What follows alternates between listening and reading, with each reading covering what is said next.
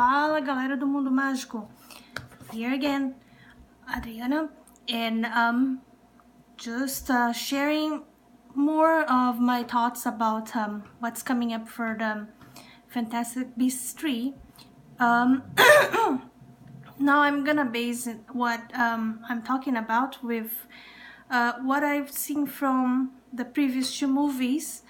And the last one I watched it several times so I could get like a better understanding and catch these little clues there and little hints of what's gonna happen the next few movies for Fantastic Beasts. So as we know, the next movie will be set in Brazil, Rio de Janeiro, in the 1930s, and so when I watched the Fantastic Beasts Crimes of Grindelwald for the third time, I wanted to catch the settings and those little details there to see if there was any hint of what's gonna happen next.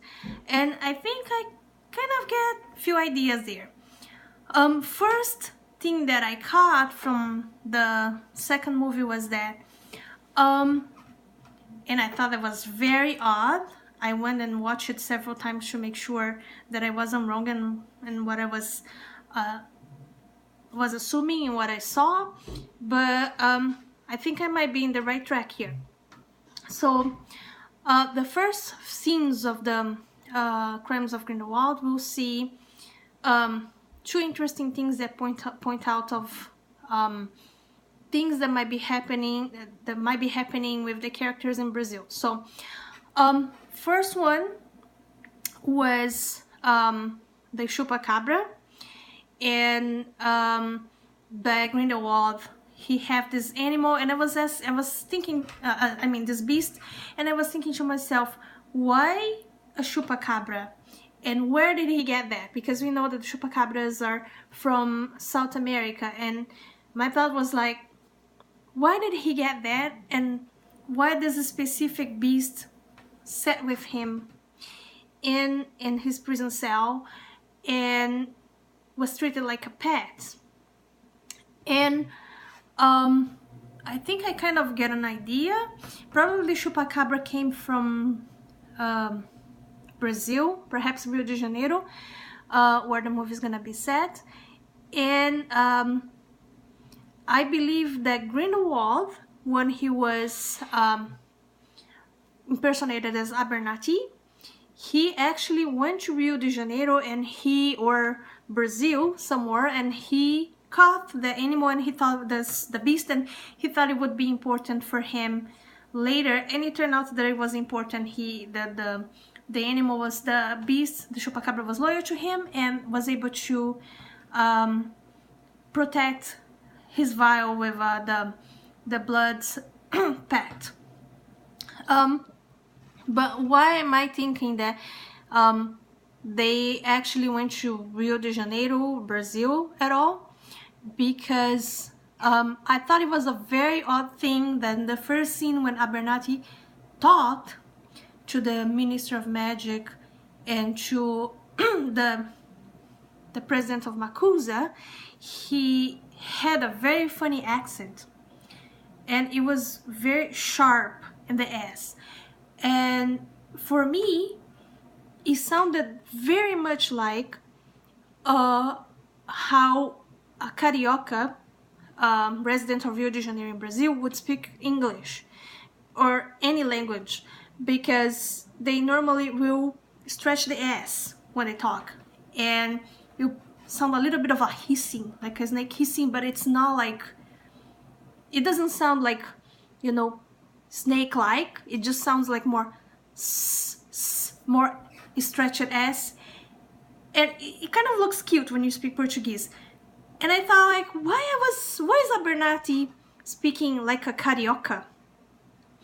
And so I went back to the first movie to see how Abernathy was talking. He was speaking English in the first movie, and he didn't have this thick S hissing in the first movie. It was just the first scenes of Fantastic Beasts Crimes of Grindelwald that he had that.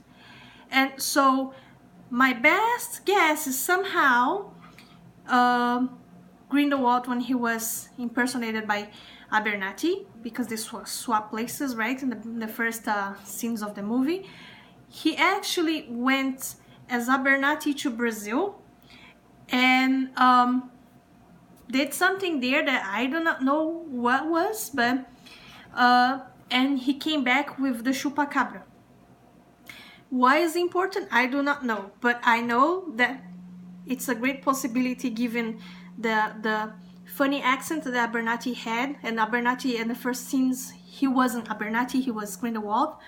So the accent was very funny because it wasn't the Abernathy way of speaking as in the first movie. So it was very interesting to me, and I pointed this out to my family when we watched it, and I asked them, don't you think that this is different? There's something different there, because he's not speaking as himself. He's speaking with a very funny accent. So that's my first guess, that for some reason Grindelwald has been already to Brazil, perhaps Rio de Janeiro, and he has been doing something important there.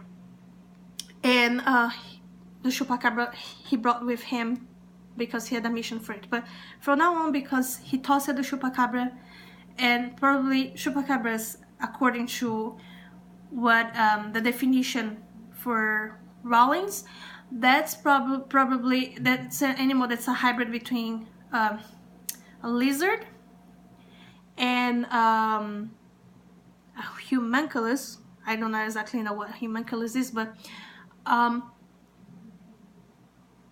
either way, the two beasts or two creatures that represent those concepts, they can swim very well, and they would survive in the water, so they probably would make it back to land, no problem. So I don't think Antonio the Chupacabra died in that scene. He probably found his way back, perhaps land, perhaps even home, Brazil. And perhaps we'll see him in the second movie, in the third movie, and perhaps Newt is gonna take care of him, and so he will swap loyalty to Newt instead of Grindelwald. So that's one point about Brazil that was very clear in this movie to me. Second thing, I'm pretty sure that Credence and perhaps the Maledictus Nagini will be going to Brazil as well, and not because Credence is with Grindelwald, and probably they will be going to Brazil because we know that the movie is gonna be set in Brazil. But I'm saying that because in the scene when Credence is walking to meet Irma, who he believes to be his mom, and he's walking with Nagini, and in the book says that he just steals bird feed to give to his little chick that we don't to this point we do not know that will turn into a phoenix, but later will turn into a phoenix. But when he was walking with those with his chick and Nagini, he actually is walking with birds. They're mostly Brazilian birds. We'll see parrots, like green and yellow and very colorful parrots that are very common to see in Brazil. I also will see a white macaw, which is one of the rare birds that we see in South America. And so the birds that they are walking through in the little market, they are very Brazilian-like. And when I saw it and I noticed, I was thinking, why would they put Brazilian birds in cages to be sold in a market in Paris? Because that's where they were actually supposed to be at the point, because they're trying to find Irma and they're walking in Paris. And so I think that's just a hint that birds will be important still in the third movie, and that Credence is also, and perhaps Nagini also are going to, I'm not thinking perhaps, probably she will, because if Credence is going to Brazil, she's probably gonna go after him. So that's another point about Brazil in this movie. And the third point is not related to the second movie itself, but more with the first. And I think that's gonna be the motivation why everybody's gonna go to Brazil for some reason. Probably is gonna be some conflict, and as it was shown in the first movie, in the first scenes where they flashed the news, and there's this news saying that is football, or soccer as they call here in America, the copycat of Quidditch, and some wizards are not happy about it. So perhaps there will there will be some disagreement about that, because in the 1930s there was a World Cup that happened in Uruguay. So everybody from all over the world came, not to Brazil, but to Uruguay, South America, to watch the games. And there was actually a ship from Rio de Janeiro taking the Brazilian players to go and play in Uruguay. So perhaps, that might be one of the motivations and the reason perhaps why they are all gonna end up in here, because probably gonna be in some arguments, and somehow everybody will come together to try solve the situation. And another thing that's not related to necessarily to what I've seen in the movies, but I'm hoping, because that's my favorite beast saying, in Brazil perhaps we'll see something related to this specific beast, just because everything that has been going on with in the Minister of Magic in France and everything. So I believe that there might be some correlation to what's gonna happen. So one of the beasts that exist in the lore in Brazil is the Curupira, and this is some sort of faun being, but it's not like something that looks like a centaur, but not with 4 legs, just 2 legs, and has normally red hair, like a fire hair, and his legs are not, his feet are not pointing forward, they are pointing backwards. So when he walks, his footprints will look like he's walking backwards instead of forward. And lore goes that these little beasts are forest protectors, so they do that so the hunters cannot find the wild animals. They follow the tracks, and they think that they are going towards the beast, the wild animal, but exactly they are going in the opposite direction of where the Curupira and all the animals are. So the Curupira serves to trick hunters. So that's the lore in Brazil.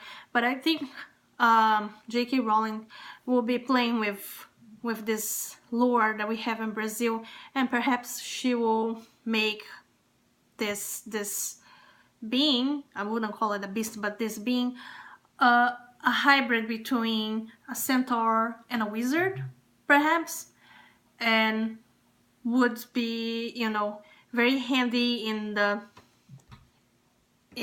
talk of intermarriage. And Brazil is this country that's very diverse, and we have people from different races, different backgrounds, all coming together. So it will be a nice twist there in the story, and perhaps this character will help solve some answer some questions that we have from the first 2 movies.